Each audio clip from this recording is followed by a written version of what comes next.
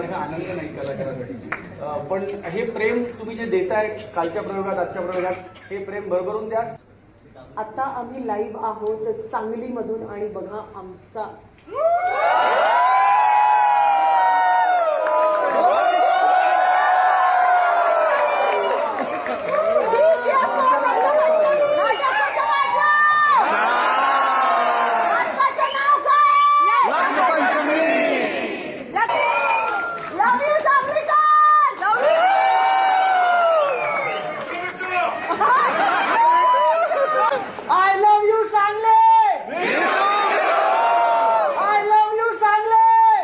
Thank you very much. जय हिंद, जय महाराष्ट्र. धन्यवाद.